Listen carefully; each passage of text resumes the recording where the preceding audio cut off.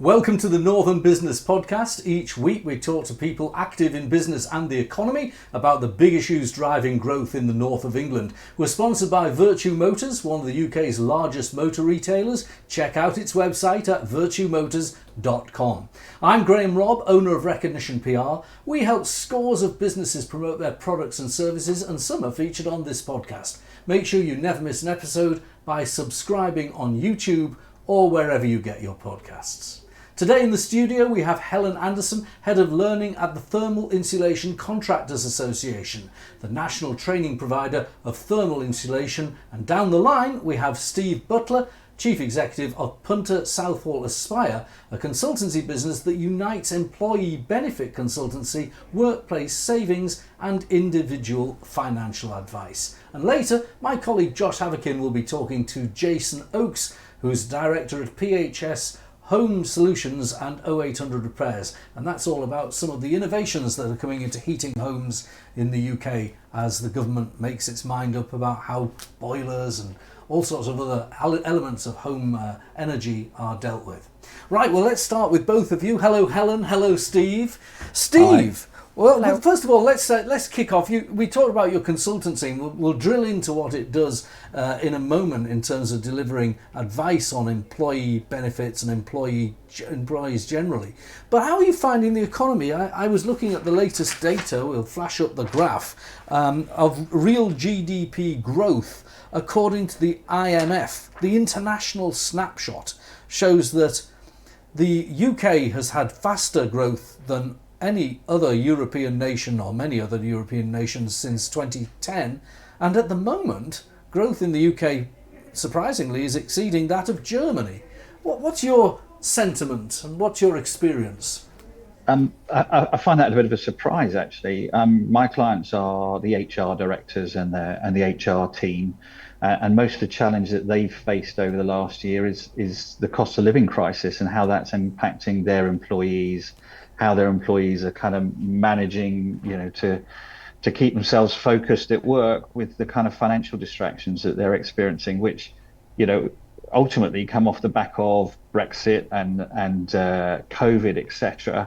And businesses have really struggled to grow through those periods. So I'm surprised that the GDP numbers look that good from the IMF.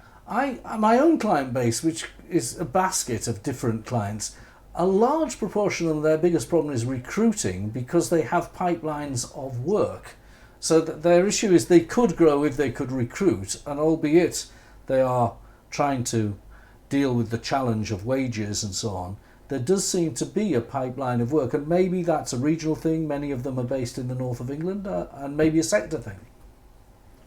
That could well be the case. Clearly, kind of recruitment and retention is on the agenda of every HR director, and it's an ongoing conversation that we have. So, obviously recruitment goes in spikes, and we've had quite a hot market over the last year or so. So I can see how that would impact growth potential. Now, I first came across you by reading this article in the Sunday Times business section, and it was headlined, "Battle Lines Drawn as 5 Generations Clash in the Office." And really this does go to recruitment and retention because it's about a peaceful, harmonious team working together.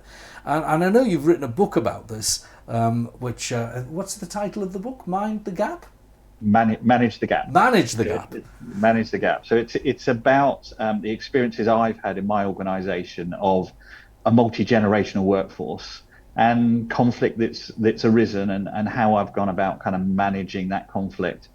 Clearly this is a live topic for every business at the moment, and it's a skill that managers have to learn. So it's something that we need to talk about, share best practice, etc. So that's what I was attempting to do with the book.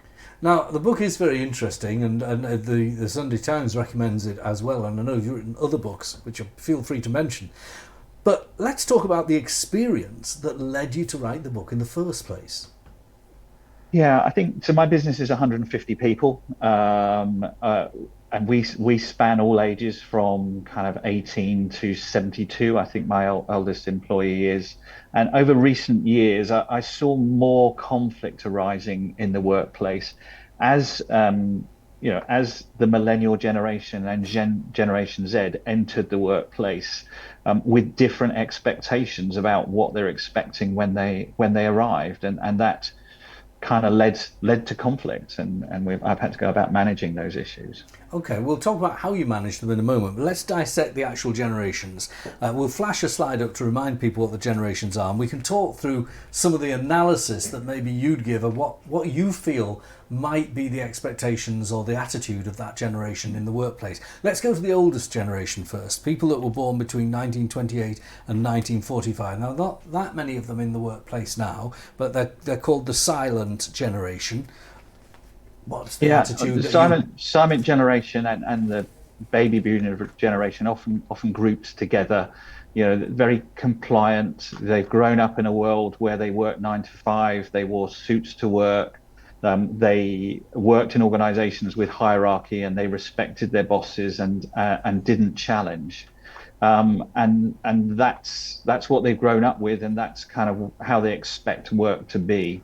So certainly when they experience people wanting to wear, not suits to work, or not work 9 to 5, or not be in the office all the time, they're kind of surprised at that reaction because they think that's the way it should be. I get that. I am of that generation because I was born in 1964. I know I don't look that old, I know. But 1964, that makes me the very tail end of the boomer generation. I still do wear a suit to work. You should hear the soundtrack in my car, by the way. My daughters pick on me. It's boomer music, folks. It's boomer music. This element of compliance, the other element is that there's an element of not clock watching, careers and so on being very important.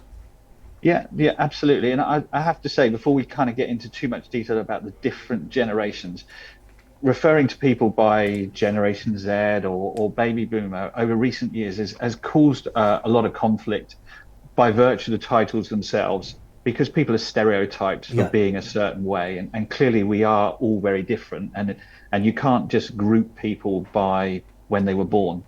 So one of the things that I propose in my book is it's experiences that shape the way that people behave, and the biggest fundamental experience that has divided the generations has been those that have grown up with the internet and all that's brought with it, and those that haven't. And I think that for me that's the big divide. So rather than talking about boomer and X and Y and Z, etc., throughout the book I talk about a younger cohort and an older cohort that are divided by this experience of the internet. And I think, just to build on that further, if you grew up your whole life with the internet, with social media, with iPhones, etc., the way that you communicate is very different from someone that hasn't. To the very simple point that if you grew up without it, you were taught that when you spoke to someone, you had to look at them and give them eye contact. If you grown up with all this technology around you, you're very used to multitasking and texting someone at the same time you're talking to someone, and some of those things that an older generation might treat as respect or expect as respect are not expected from that younger generation, and that's potentially where some of the conflict issues arise. So that's a very interesting point, and something I've experienced this week in my own office, actually, Steve, because we have it's only a small office of 12, 15 people. At the moment, there are 12 people because of holidays, and there's a young man who's come in who's 17 years old, born when Tony Blair was Prime Minister, and one of his jobs is to answer the phone, and we've trained him in how to answer the phone, but it's something that he was not comfortable with because he said to me, and this was a revelation to me, this is about me learning, not him, when he normally answers the phone, it's on his mobile, and his mobile tells him who's ringing. But then to ask him to answer the phone in a busy office, where he doesn't know who's ringing, and to affect a smile, and that is actually something I didn't realise I had to not expect, but teach. Yeah, exactly that. I mean, I have a whole cohort of people that, that treats sales in using every other tool apart from the telephone. But I grew up in a world where sales you did on the telephone by phoning someone up and telling them about your services. So it's changed the way we work quite dramatically. Do you think there's any change in your experience of people who've come into the workplace very recently, post-pandemic? Yeah, I mean, again, this is another one of the challenges that, one of the problems of the pandemic, or benefits of the pandemic, is we've moved to a hybrid working world, which is great for someone like me who's had a whole career of being in the office and collaborating with colleagues, etc. And someone new joining the workplace who only comes in once a week or twice a week is missing out on that collaboration and kind of learning experience. So, often they don't have the confidence to ask or to want to ask how they do things, etc. So that led to perhaps lower productivity when they join the business, because they're spending more time learning because they're not in the office straight away, which again creates a view on how well someone's doing or not in the business, which is not their own fault. And also they're perhaps sat at home not knowing what to do. And also, not everyone you need to ask is in the office. Exactly. I mean, we have a full office in our business. We work from the office, and our young guy who's an intern, by the way, a paid intern. I never, ever don't give interns no wage. They always have a wage at my firm. And the way in which someone should treat an intern is to treat it as a learning experience, isn't it? The millennial generation is the one that people of my age and maybe of yours have traditionally had a bit of fun with, the snowflake labels and so on. But is there a way of understanding that cohort of people and how they are reacting, both in technology terms and, unlike my generation, they are coming into a time that buying a house is more difficult, that they may have large student debt, which I wasn't saddled with when I started in the workplace. Perhaps an understanding of that is important as well. Yeah, and in fact, this is the largest generation in the workplace now, and they're now of an age in their 30s that they're in kind of management roles. So they're the really dominant force in the workplace now, and their view of the world is important. And I think for me, one of the observations that I made is my older cohort of people kept their personal life and their business life very separate. If they had friends at work, they'd tell them about their personal life, but they wouldn't broadcast their personal life in the office. They kept the two very separate. Now, the younger cohort, the millennials and Gen Zs, grown up with technology, grown up with social media, Instagram, they're constantly sharing. And they see the world very integrated between their personal life and their business life. So it's perfectly reasonable for them to say, well, I'm dropping out the office for a couple of hours to go and see a friend because I'll make up the hours in the evening. And they will make up the hours in the evening. But for someone that's always at work 9 to 5 and has never blended their work and their personal life together, they find that challenging. And again, another area where conflict arises. Having said all of that, why shouldn't we all have the flexibility to kind of drop in and out of work as required, stop work to go and pick the children up from school and make up the hours later? As organizations, we should really be focused on productivity, not hours kept, which was perhaps the historical way of kind of measuring productivity. So there's lots of positive stuff that comes out of this new generation entering the workplace and the way that they work, but we all have to understand it and understand what the benefits of each way of working is. Lastly, I just want to ask you about a prevalence in business that I think probably is driven by generational and attitudinal thinking, and that is towards ethics, ESG and so on. There's a big row that's happened this week. We're recording and presenting this on the day that the chief executive of NatWest has resigned.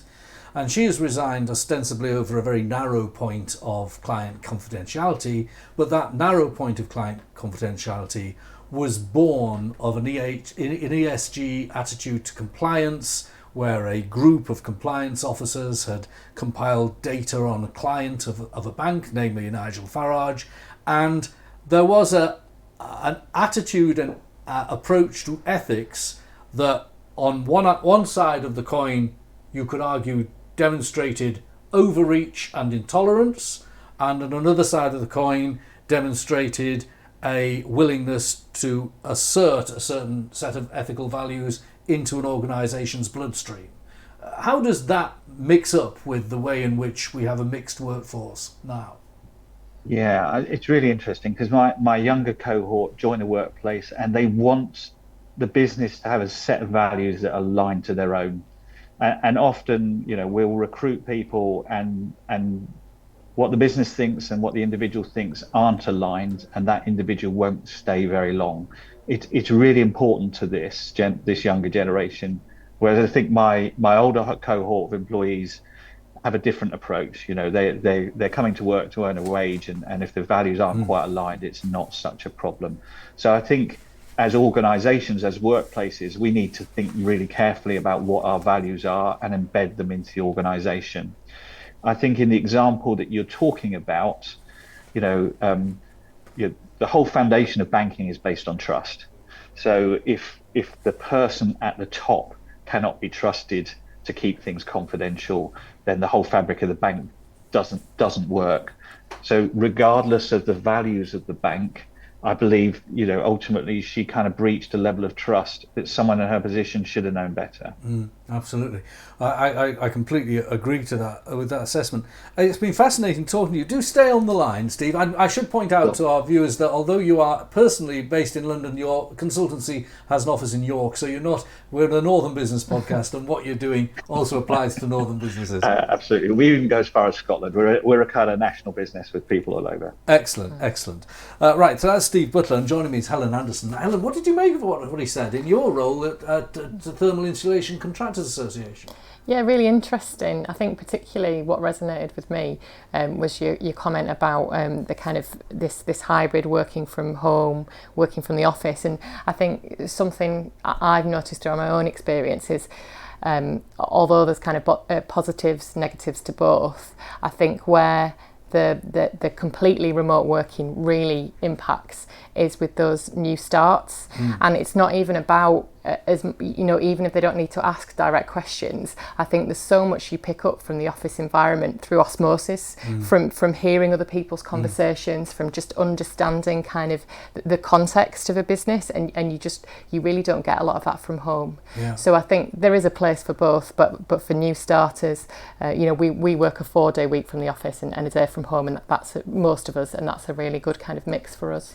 Of course, working from home doesn't apply to a number of your trainees. Tell us the job you have at TICA and what kind of market you're in.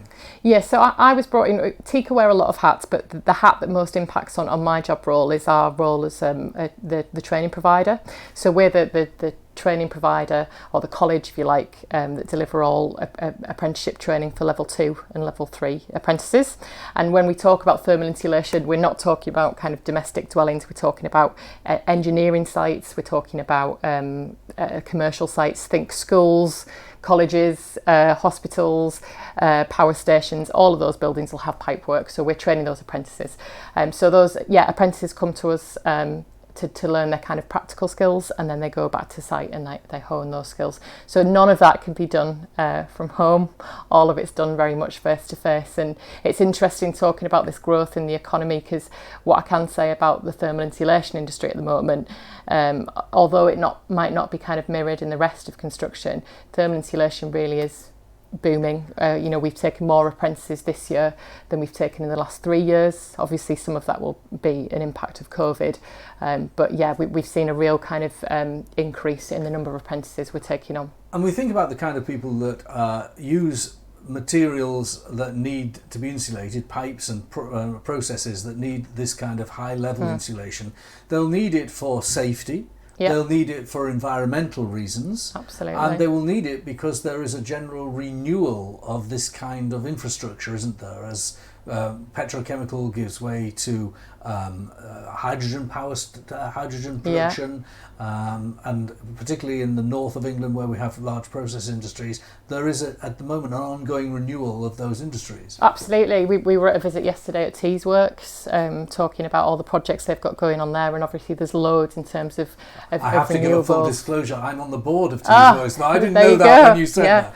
Yeah, so really interesting what they're trying to achieve there, and all the jobs that's going to to bring to the local industry, and I think what we're trying to work out at the moment is how we fit into that. But you're right, a lot of it is about not just kind of new builds for thermal insulation. It's a lot about kind of retrofit and how we deal with sort of embodied carbon in a lot of existing buildings, and how we make them work as energy efficiently as they possibly can. We had the government looking at the net zero agenda. From memory, what was said this week is the Prime Minister said he was definitely committed to net zero and the legal definition and objective of it. But Michael Gove, on domestic settings, is trying to stop people having to automatically retrofit boilers in 12 years' time and maybe alleviate some of the costs on domestic landlords. Does that impact on you in any way? Only in the sense that, I mean, individual domestic dwellings is something that would be kind of covered by a plumber on a much more kind of local domestic scale. But I think there's been kind of quite a few issues with a lot of things around heating in homes, the alternatives to gas boilers. There's a lot of kind of challenges to iron out there.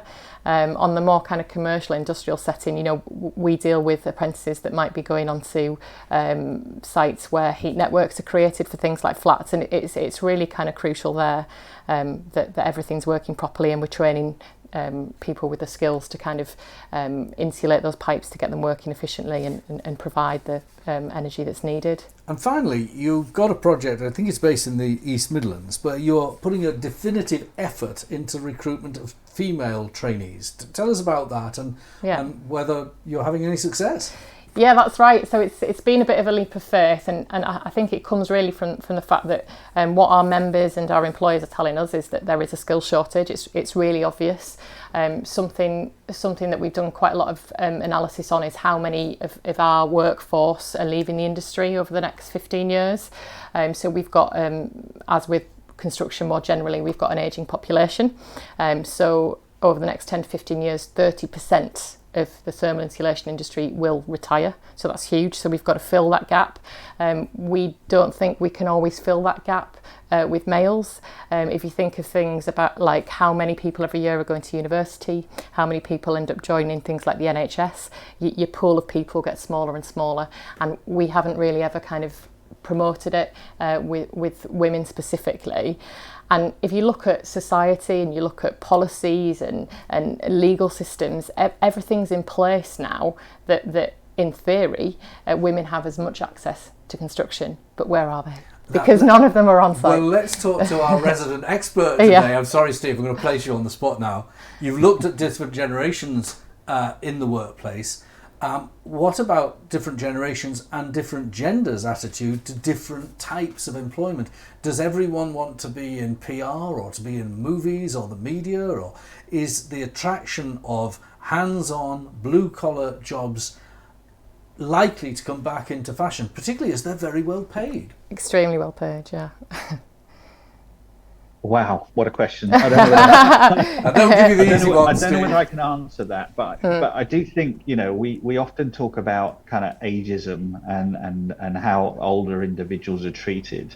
But, you know, there's a concept now of gendered ageism in that how women are treated because of their age. And I think what we see is that women are consistently treated different throughout their career, regardless of their age. They're treated as a younger individual, they haven't got enough experience. As a mid-career individual, they're not quite right for whatever reason, because they're taking career breaks or kind of menopause or whatever, and then later in career they're experiencing the same ageism that men are. So it's clearly really challenging for kind of women in the workplace, in the society that we live in. So I think initiatives like this are really important because they kind of break down those gender stereotypes, and ultimately that's what will remove the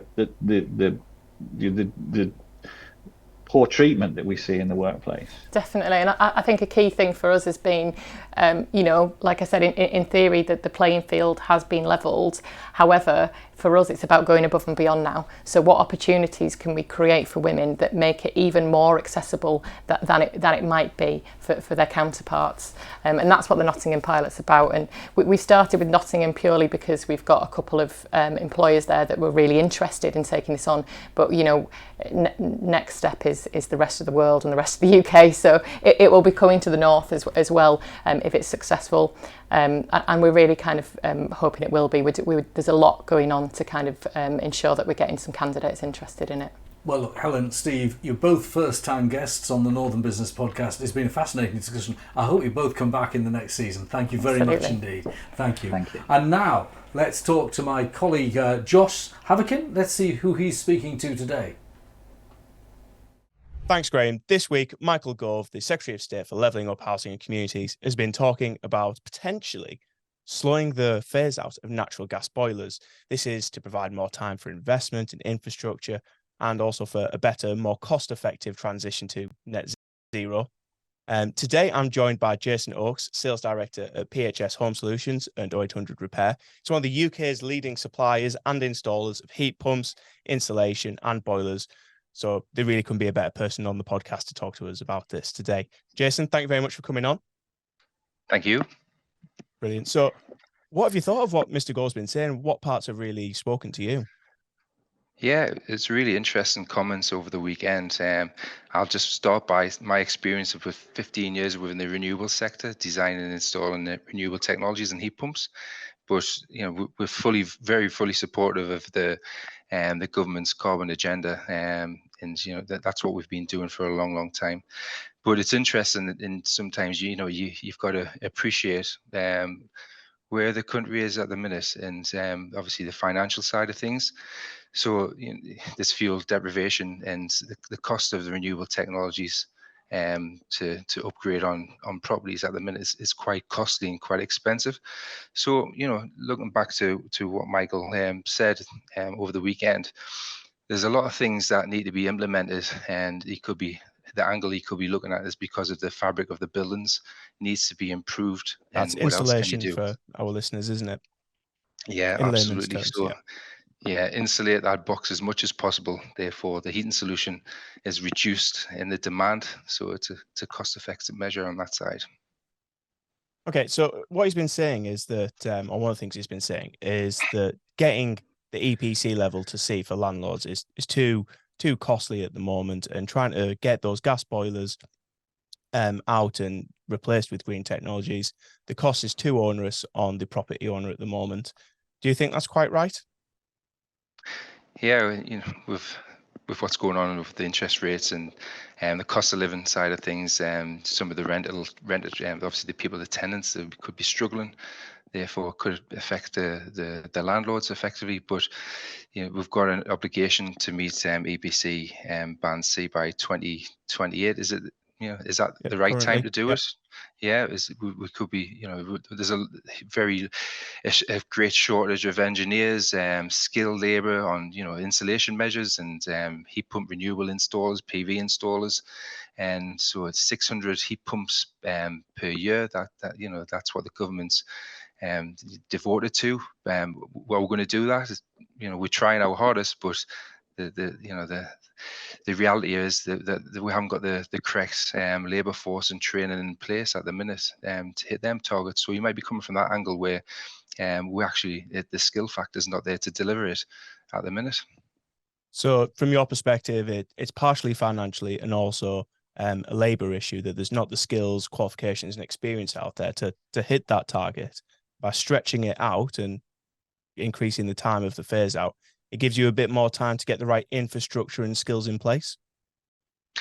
Yeah, absolutely. Yeah, we've been fortunate. We implemented our training facilities where all of our engineers dual skill effectively across the board that can transition from gas installers to renewable installers quite easily. But yeah, there's a huge cost behind that as well, and it's cost us a lot of money, but we've invested in it, and now we install huge amounts of renewables and insulation measures and fabric side of things for external wall, internal wall, roof insulation, underfloor heating side of things, and that's our primary focus, to make that that building is insulated as possible. so the home water tenant effectively, the bills are reduced. It doesn't have to focus on the heat side of it, heat generation, but once you get the tariff correct for the heat pump by having PV panels and batteries, or being smart on your tariff ratings, and you've got a fantastic system within the building. Well, thank you very much for your time, Jason. We're going to go back to Graham now in the studio. Thanks, Joss. Now, if you'd like to join us as a guest on the Northern Business Podcast, I'll be tagging in my colleagues on LinkedIn, so feel free to get in touch. We'd love to hear from you via LinkedIn. Me, Graham Robb, and it's at Graham Robb on LinkedIn. Now we're going to take a break for the summer. Do join us on our return, which is the 13th of September, and we'll be joined by the economist Julian Jessup and the co-founder of Power Sheds, Jack Sutcliffe. Never miss an episode. Like, rate and subscribe to us on YouTube or wherever you get your podcasts.